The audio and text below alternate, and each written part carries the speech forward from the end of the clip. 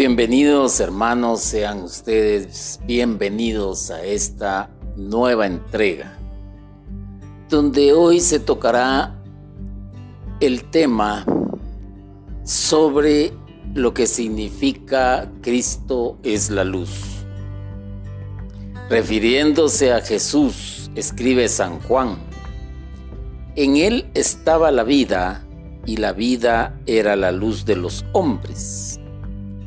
La luz resplandece en las tinieblas, y las tinieblas no prevalecieron contra ella.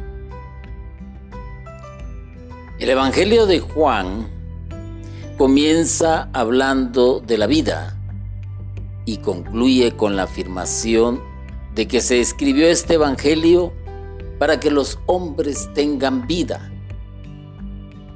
En el Evangelio de Juan, Jesús promete vida eterna al que cree en Él. Jesús también asegura que ha venido para que los hombres tengan vida y la tengan en abundancia. Parece algo ilógico estas palabras de acuerdo al tiempo en que estamos viviendo. Los avances científicos son tan notorios. Ya hoy sabemos que el ser humano tiene vida porque juegan factores muy importantes la manera en que el ser humano está constituido.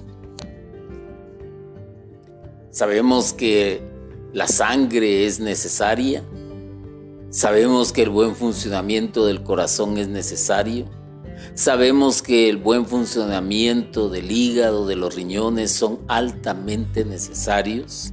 Sabemos que el hombre nace de acuerdo a la unión sexual entre hombre y mujer y que hay necesidad de que un óvulo sea fertilizado para poder dar el proceso de gestación en el vientre de la mujer. Y sabemos que esa es la manera en que se conceptúa la vida y que con tanto avance que existe hoy en día, ya no podemos pensar en tinieblas, no podemos pensar en oscuridad, y lo vemos todo de una manera tan materialista que estas palabras pueden sonar hasta fantasiosas, ridículas si usted lo quiere. La vida a la que se refiere San Juan en su Evangelio es la vida eterna, la vida que vive Dios y que solo Él puede dar. Y aquí entra otro elemento en el cual el ser humano no piensa, pero que sabe que le llegará algún día, y es la muerte. Y que después de la muerte nadie, absolutamente nadie, puede asegurar de que exista vida. Y vuelvo a lo mismo. Palabras que pueden sonar tan ilógicas, tan fueras de sentido, y que se nos hable de una vida eterna. ¿Y quién quiere vivir una vida eterna cuando probablemente su vida vaya de desastre en desastre, o que tenga o padezca una enfermedad crónica, o que ya no aguante la pobreza, o que sabe que está viviendo una especie de esclavitud? Y entonces, ¿para qué quiere la vida eterna cuando para esta persona probablemente el premio sería la muerte?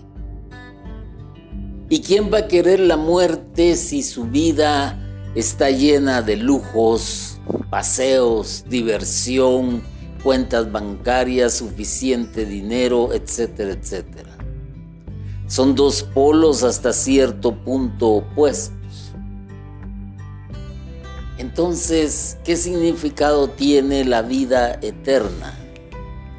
Y la vida eterna es la vida que vive Dios y que solo Él puede dar, porque Dios es eterno. Es incontable.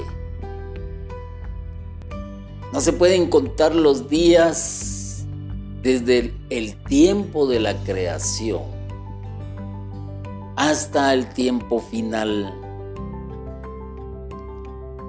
Entonces, si vemos la vida eterna como algo que puede ser y que es posible, podríamos decir que el que cree en Jesús se le comunica esa vida eterna. En ese sentido, para el que acepta a Jesús, la vida eterna, la vida de Dios comienza ya en este mundo. No se puede explicar con palabras, ni mucho menos se puede llegar a comprender algo que escapa a nuestros sentidos, algo que no podemos ver y que no podemos percibir con los sentidos. A veces, y platicando con un sacerdote, platicábamos sobre las dimensiones y me atreví a hacerle una pregunta, porque él decía que Jesús estaba prácticamente en una cuarta dimensión y que por eso él era capaz de atravesar las paredes y que de donde él procedía, por eso mismo era capaz de sanar.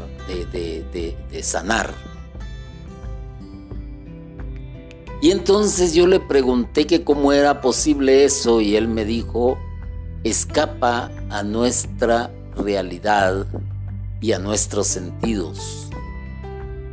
Y le pregunté qué podíamos hacer para aspirar a semejante dimensión. Y él contestó, tienes que morir.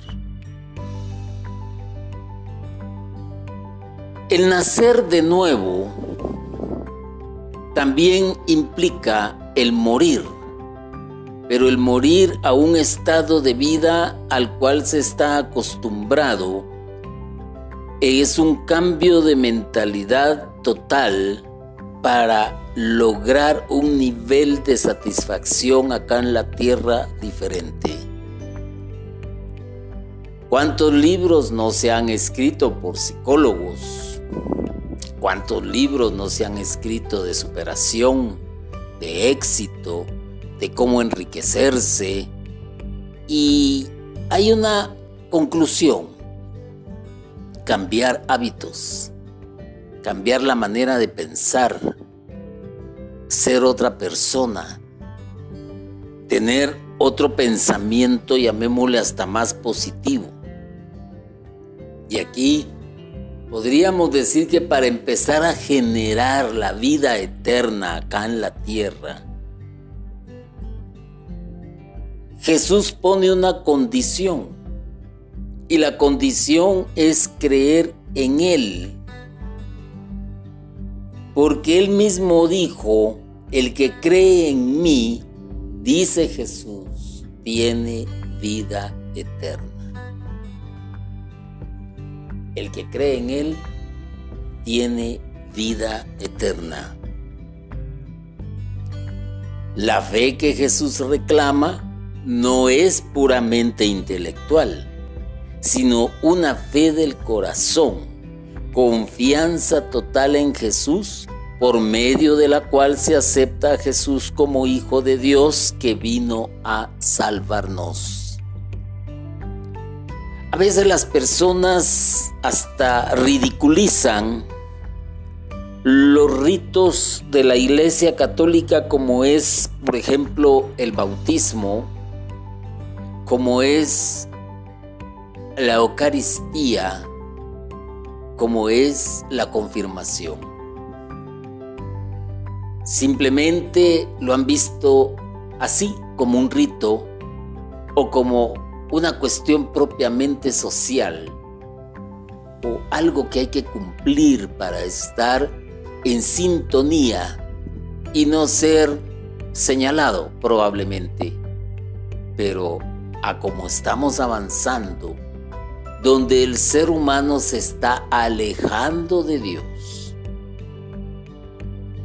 ya esto poco les importa también y se han vuelto hasta cierto punto más descarados en su forma de decir las cosas y de actuar. ¿Y de qué nos va a salvar Jesús entonces?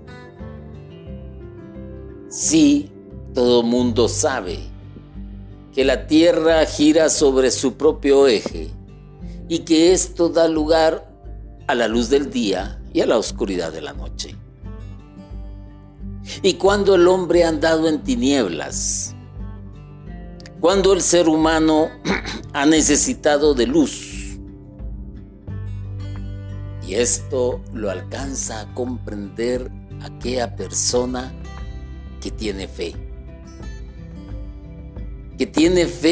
en el Hijo de Dios, que hace la voluntad del Padre,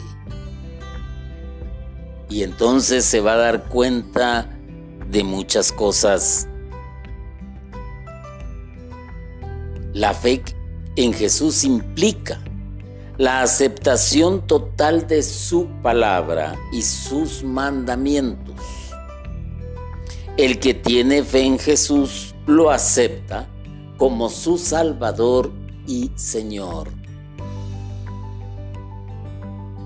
A veces las películas que se proyectan en las diferentes salas de cine o se proyectaban en las diferentes salas de cine sobre la vida, pasión y muerte de Jesús, pues eran atrayentes porque mostraban lo que él podía hacer: multiplicación de los panes, devolverle la vista a los ciegos, sanar a los que no podían caminar, limpiar a los leprosos. Vaya usted a saber. Y muchos ven en este evangelio y en estas películas como el superhéroe, el que es bueno seguir porque es poderoso, porque tiene poderes, porque es capaz de multiplicar los panes, porque es capaz de hacer milagros, de sanar a los enfermos. Eso es lo más atrayente quizás.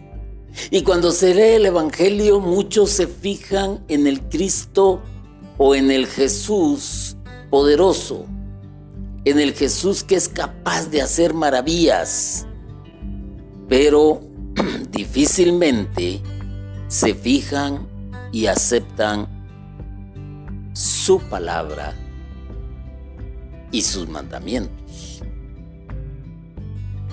Y entonces, como nuestra condición de ser humano raya en el orgullo, raya en la soberbia, raya en el egoísmo, difícilmente acepta que puede ser salvado y difícilmente va a aceptar que hay un Señor por encima de él. ¿Y esto por qué lo digo? Porque dentro de la condición propia del ser humano, los hijos no quieren la autoridad de los padres. El empleado detesta la autoridad del superior. El ciudadano detesta las leyes y va contra las leyes y siempre va tratando de romper el equilibrio, porque ¿cómo va a tener a alguien por encima de él? Entonces, cuando vemos esta situación, nos encontramos con que difícilmente el ser humano de hoy en día va a aceptar a Jesús como su Salvador y su Señor, pero sí lo va a aceptar como alguien que es capaz de otorgarle lo que Él quiere.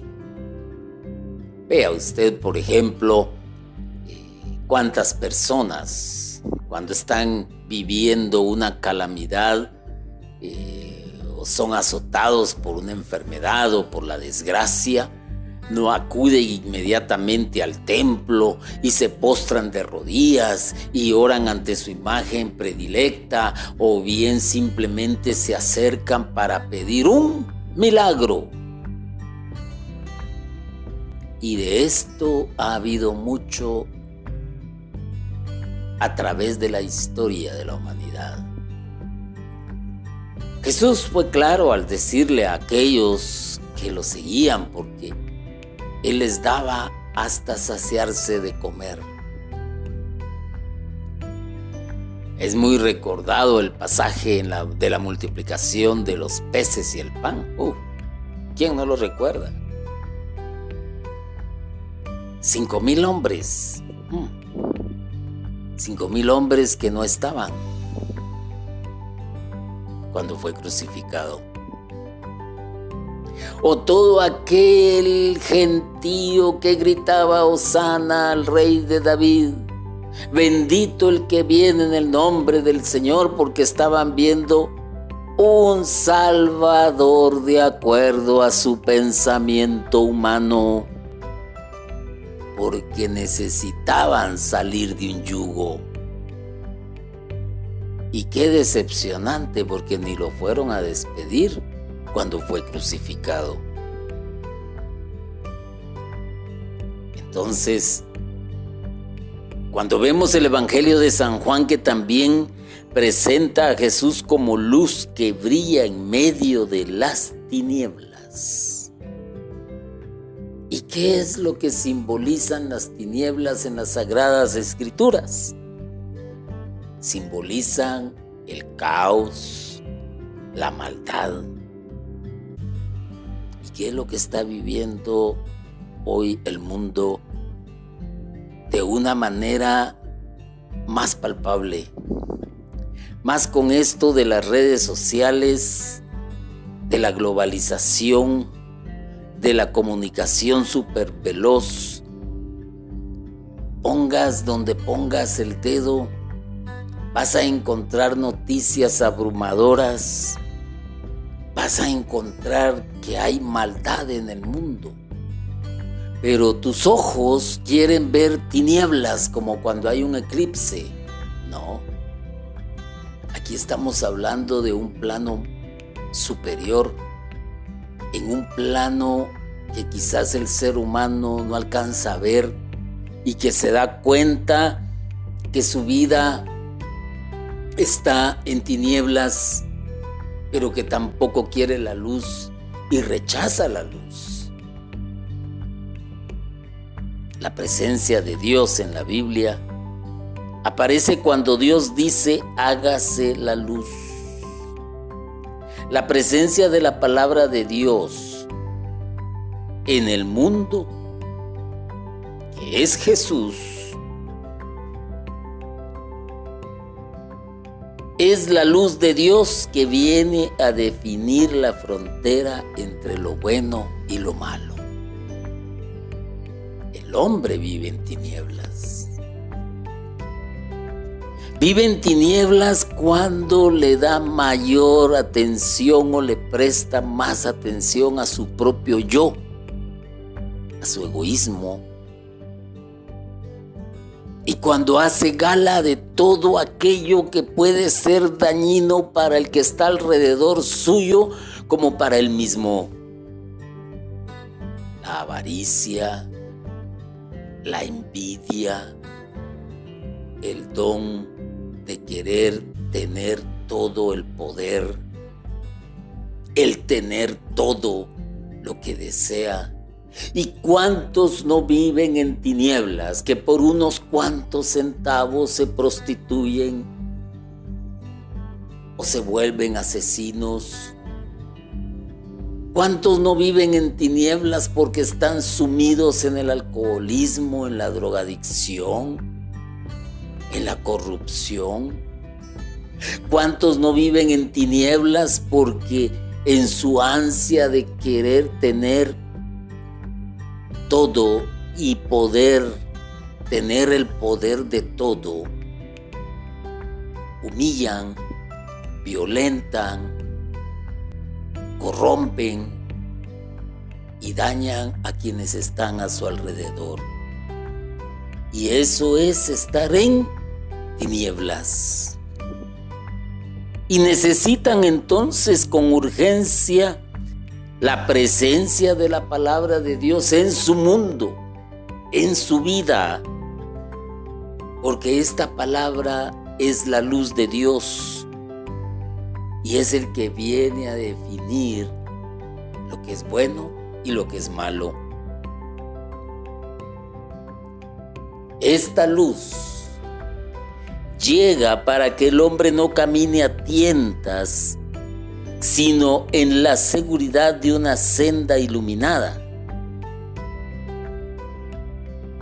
Muchos hemos experimentado a veces el que nos hemos perdido por algún lugar cuando hemos sido turistas, ya sea extranjeros en otro país o ya sea turismo local, y nos sentimos confundidos, desorientados. Y el hombre que vive en tinieblas, así es su vida. Se vuelve arrogante, se desespera, actúa con violencia, actúa con ira.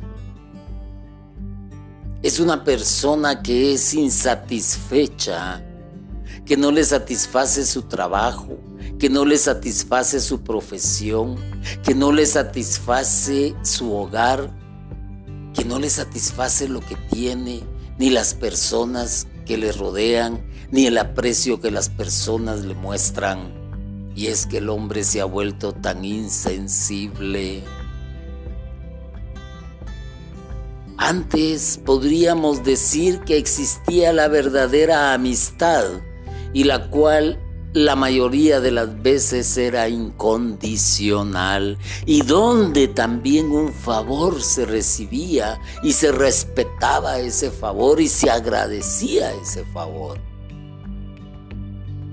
Pero hoy el hombre y la humanidad han decidido que son merecedores de todo, y tanto así que hasta el mismo Dios quieren ver postrados ante ellos. No acepta que está caminando a tientas. No acepta que su vida es insegura. Y tampoco quiere aceptar que se ilumine su vida. Jesús es como el gran sol de Dios que nos hace ver las cosas como son, la realidad propia del ser humano y su pequeñez en este firmamento, en esta tierra. No lo quiere aceptar. No quiere ver las cosas como son. Prefiere ver una irrealidad, algo que muy bien le han sabido pintar. El hombre se ha vuelto, por así decirlo, un consumista. Mientras más tenga, más poder tiene, y mientras más poder tenga, más vale, y mientras más vale, es Dios de su propio entorno. Quiere tener grandes cantidades de dinero en el banco, guardado por supuesto. Quiere tener el mejor televisor, quiere tener la mejor casa, quiere estar rodeado de placeres, de buena comida y buena bebida, y se endeuda y se pierde y después se frustra porque no quiere ver su realidad. Hay mucha gente que aparenta lo que no es, cuando no quiere aceptar su realidad.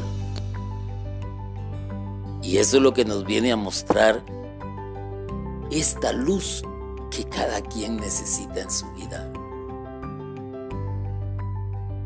A veces pensamos que vivir en tinieblas es vivir en el pecado, ciertamente, pero hasta hemos catalogado el pecado. ¿Cuántas mujeres y cuántos hombres se dan a una vida sexual desenfrenada, placentera, encerrados en un hotel, encerrados en un autohotel o donde ustedes se lo imaginen? Y después del producto de esta relación viene un embarazo donde ya no quieren aceptar una responsabilidad y quieren evadir una realidad y se consumen en el caos y en las tinieblas y buscan las salidas donde su propio egocentrismo les impida salir dañados y recurren a lo que conocemos comúnmente como el aborto para seguir pecando más.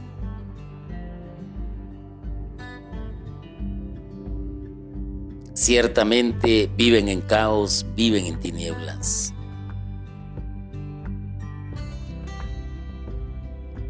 ¿Quién nos enseña a distinguir lo que es de Dios y lo que es el espíritu de las tinieblas?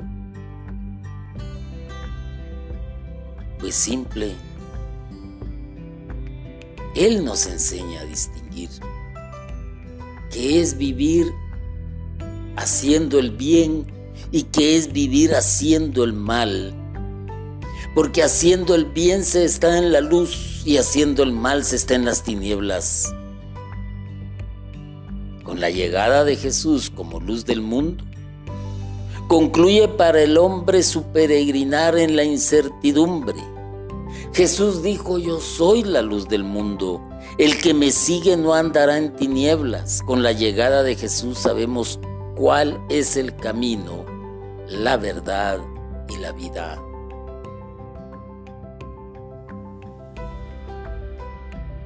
Si le pusieras más atención a las palabras de Jesús y no a sus hechos milagrosos, entenderías muy bien qué es lo que Jesús quiere en tu vida. O no, pero como impacta más aquello que nos llama la atención, como cuando miras una serie de televisión donde te impactan los choques, te impactan los disparos, te impacta el baile, pero el diálogo generalmente lo dejas pasar, cuando en el mismo diálogo hay ciertas verdades y que te llevan a entender quizás el desenlace de la serie, el desenlace de una película. Pero como tú no quieres escuchar la palabra de Dios, difícilmente vas a entender tu vida y qué es lo que estás haciendo acá en la tierra y cuál es el papel que debes de jugar. Jesús en la última cena nos presenta el terrible caso de Judas. El apóstol traidor no resiste la luz de Jesús y sale apresuradamente de lo que conocemos como la última cena. Y el escritor, en este caso San Juan, el que escribió el Evangelio, una vez que Judas hubo recibido el pan, salió y era de noche. Símbolos que te están diciendo cómo es que actúa el ser humano, que se deja dominar por el caos, que se deja dominar por las tinieblas y por el pecado. Él no resistió la luz de Jesús. Él lo que perseguía era el poder. Él lo que perseguía era el reinado físico de Jesús acá en la tierra. Él lo que perseguía era la fama, era el dinero, era el poder. Pero cuando vio cómo Jesús actuaba y qué era lo que Jesús pedía con sus palabras, ya no le pareció. Y por lo tanto no soportó la luz. Y aquellos que están dominados por las tinieblas y que están tan acostumbrados a las tinieblas, que están tan acostumbrados a una vida de caos, no resisten la luz. Y lo más seguro y lo más práctico es querer hacer desaparecer la luz. Y por ello es que la iglesia tiene muchos mártires. Por ello es que San Juan Bautista terminó con su cabeza en una bandeja. Por ello es que han habido a través de la historia sacerdotes asesinados, catequistas, misioneros asesinados porque no soportan la luz. Los hijos de las tinieblas, al igual que Judas.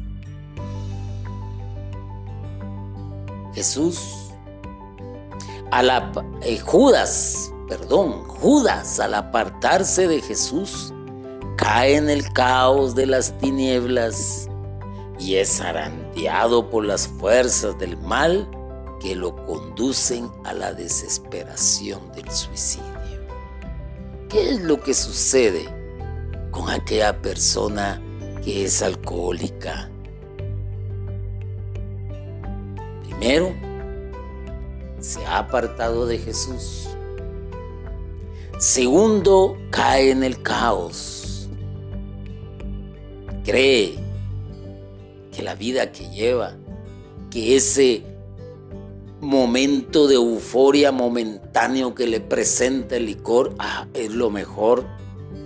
Ríe, bromea, tiene amigos, va a buenos lugares, sabe de whiskies finos, sabe de vinos finos, sabe de licores finos. Según él, esa es la vida, mientras que en su hogar, en su entorno, en su trabajo, está dejando y está sembrando caos. ¿Cuántas madres, esposas e hijos no viven angustiados porque el hijo, el papá, el esposo no regresa a casa a las horas acostumbradas? ¡Qué desesperación!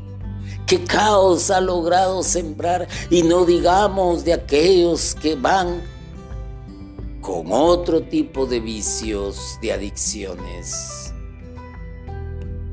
Y lo peor es que son zarandeados por las fuerzas del mal. Les hace ver y sentir en un momento que su vida ya no tiene sentido y son conducidos a la desesperación y muchos al suicidio. ¿Cuántos jóvenes no se suicidan en estos tiempos? ¿Cuántos no se han lanzado al paso de un vehículo? ¿Cuántos no se han lanzado desde un puente o desde una cima? Porque ya no aguantan con su vida, porque prefirieron vivir en tinieblas y en caos que aceptar la luz de Jesús. Es de ponerse a pensar, es de ponerse a meditar un poco y ver qué es lo que hay en tu vida y ver tu realidad. Siempre con referencia a Jesús como luz del mundo, San Juan puntualiza que Jesús es luz verdadera que alumbra a todo hombre. Con la llegada de Jesús, luz verdadera, las demás luces son como estrellas fugaces que se borran cuando aparece el sol. Jesús quiere hacer en tu vida la luz, que abras tu entendimiento, que entiendas entiendas qué es lo correcto, qué es lo bueno.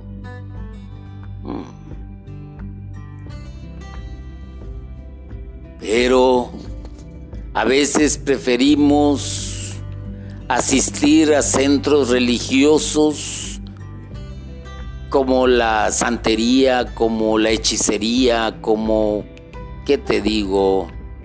Lectura de cartas, lectura de manos.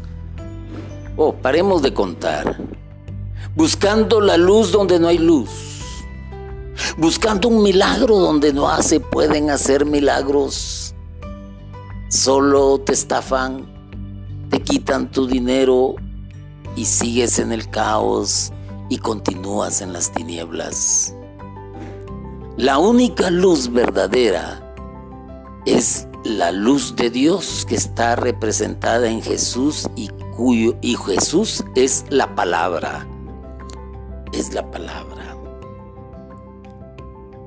Con la encarnación de la palabra, que es Jesús, desaparecen las dudas y miedos del hombre ante el destino, las fuerzas maléficas, la muerte, el más allá. Jesús, como palabra de Dios, como vocero de Dios, ilumina a todos los hombres acerca de los retadores enigmas de la vida.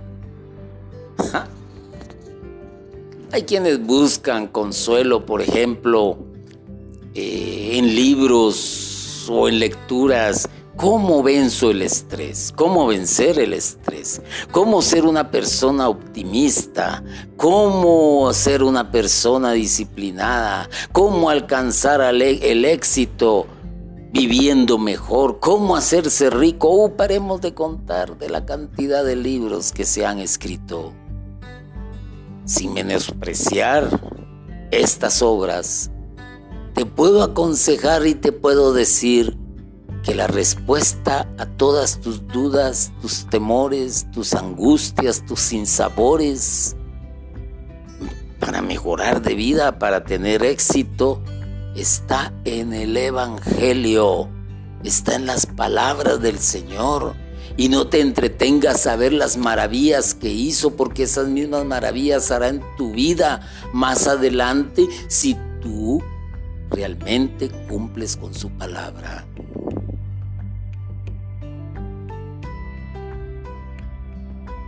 Los milagros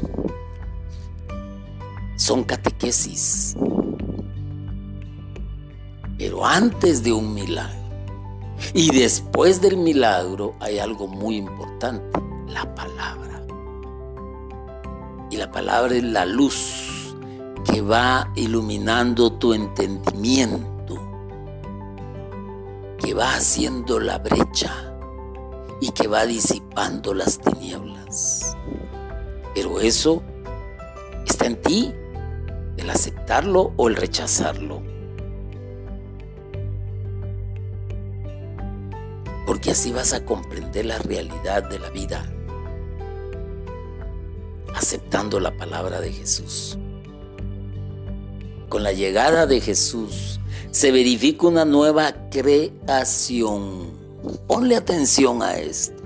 Con la llegada de Jesús se verifica una nueva creación, y basta con escuchar los miles de testimonios de personas que tocaron fondo, que llegaron a estar hundidos en la porquería, pero que con la llegada de Jesús a sus vidas y permitiendo que la palabra de Dios se hiciera luz en su vida, iniciaron una nueva vida, fueron creados nuevamente, ya por acción del Espíritu de Dios. Difícil entenderlo, difícil comprenderlo, pero no para aquellos que lo transmiten de todo lo que han recibido, ni para aquellos que lo han experimentado. Cuántas historias fantásticas, algunas hemos leído también de ciertos acontecimientos que han sucedido en la vida de muchas personas. Pero cuando se encontraron con Jesús, su vida cambió. Yo te invito, hermano y hermana, a que le pongas atención a las palabras de Jesús, a la palabra de Dios. Y si tú no eres creyente, ni asistes a ninguna comunidad religiosa, yo te invito a que por casualidad te asomes algún día y le preguntes a las personas cómo es que se encontraron con la palabra y qué es lo que la palabra ha hecho en sus vidas. ¿Se van a seguir enfermando? Claro. ¿Van a morir algún día? Claro. ¿Van a tener posiblemente un accidente? Claro. Pero van a ver todos los acontecimientos de su vida de otra manera y lo van a entender por la luz que es Jesús. Dios nuevamente dice: hágase la luz. Por eso San Juan llama a Jesús luz verdadera que alumbra a todos los hombres. Y cuando Dios dijo: hágase la luz nuevamente, ¿dónde crees tú que se hizo la luz nuevamente? Te lo voy a decir. Primero, en el vientre de aquella que dijo: hágase en mí según tu palabra. Ponle atención, palabra. Deja que esa palabra se haga luz en mí. Y ella da el nacimiento de esta nueva creación. Cuando tú permitas que la luz se haga en ti, vas a ser entonces una nueva criatura. Medita y reflexiona esta palabra y que el Señor te ilumine y te asista. Bendito y alabado sea Jesucristo por siempre. Amén.